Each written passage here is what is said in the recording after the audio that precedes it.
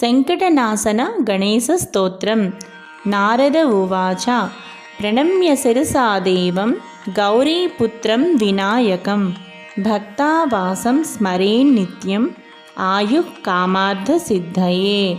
प्रथमं वक्रतुण्डं च एकदन्तं द्वितीयकं तृतीयं कृष्णपिङ्गाक्षं गजवक्त्रं चतुर्धकं लम्बोदरं पंचमं च षष्ठं विकटमेव च सप्तमं विघ्नराजं च धूम्रवर्णं तदाष्टमं नवमं पालचन्द्रं च दशमं तु विनायकम् एकादशं गणपतिं द्वादशं तु गजाननं।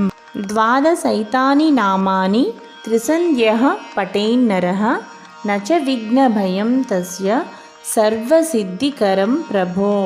विद्यार्थी लभते विद्यां धनार्थी लभते धनं पुत्रार्थी लभते पुत्रान् मोक्षार्थी लभते गतिं।